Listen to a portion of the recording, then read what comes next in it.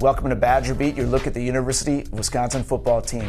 I'm Adam Mertz from the Wisconsin State Journal and madison.com. Fortunate to be joined here today by Ben Wargo, publisher of Badger Nation and badgernation.com. Specializes in all things Badgers, as you would expect, particularly recruiting. Today we want to talk to you about the first member of the class of 2014 for the UW football team, a name that's going to be really familiar to people, George Panos, and yes, that would be the son of Joe Panos. Tell us about George. He's a high school sophomore, and he's 6'7", 280 pounds. He really resembles his dad in terms of being a really talented offensive lineman. Obviously, his dad, Joe, captained the '94 Rose Bowl team and played so many years with Philadelphia. And, George didn't grow up in Wisconsin because his dad was out on the East Coast, and so he spent time out there, he spent time here.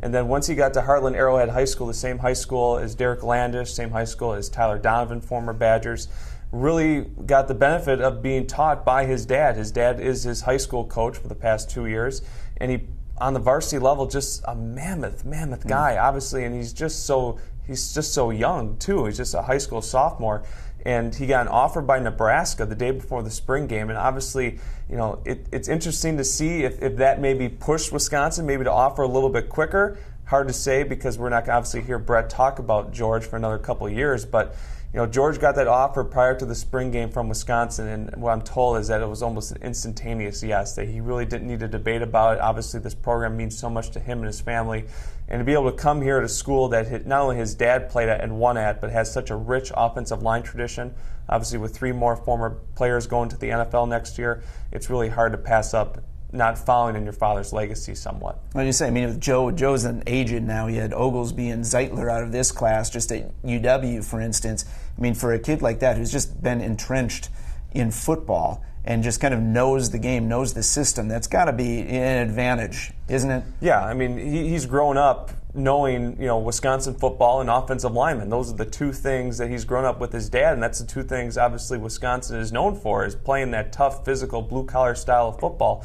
And he fits in perfectly. If you ever talk to him, he's kind of like, he's kind of like a church mouse at times. You really have to try to, get to know him a little bit for him to open up to you, because he doesn't want to talk, he just wants to work. And I think that's where Wisconsin has really done well in recruiting. You get the kids that aren't flashy, that are just really strong, tough competitors, like Ricky Wagner at the left tackle position. What he's done, he's barely probably said 100 words in all his interviews. He's just a guy that just wants to work, just wants to learn. And obviously, if your son is going to follow in your footsteps at the offensive line position, there's no better place than the University of Wisconsin for that, because they have such great teachers, in first Bob Bostad and now Mike Markinson from Ole Miss.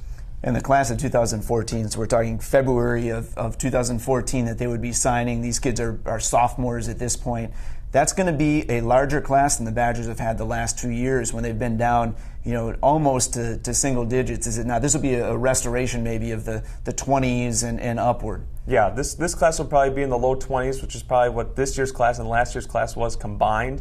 And then the year after that, I think it skyrockets in the high 20s, maybe even low 30s, just with the amount of kids that they've had. And what Wisconsin's had to do is they've had to really work around low numbers, and that's caused them to offer preferred walk-ons, where they walk on for 2 years and then put on scholarship for 3 years, or a gray shirt opportunity where you delay your enrollment by a half a year and then come in the following winter. And so Wisconsin's had to be a little tricky with some of their numbers, all within the rules, nothing illegal here or anything like that, but it's caused obviously some low numbers here that they've had to deal with, but then some high numbers later. And obviously you have a number in the 20s. That's a lot of recruiting, a lot of stuff that you need to do in terms of getting out and seeing kids, establishing relationships, and to get a big offensive tackle from right down the road.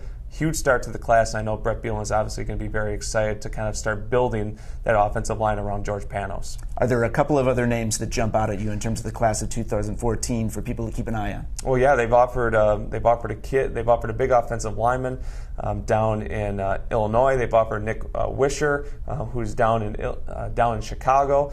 Big kids right down the road too. Craig Evans from Sun Prairie has gotten off from Nebraska and Pittsburgh. Brandon Hines, who is from Mequon Homestead, the same high school as Shelby Harris, who won Player of the Year honors a couple years ago and came to Wisconsin for a little bit cup of coffee.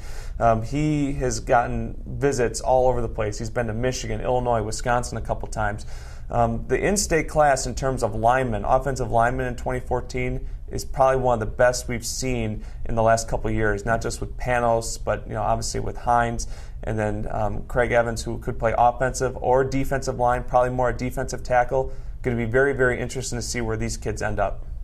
Ben Wargel, thanks for your insight today on the class of 2014.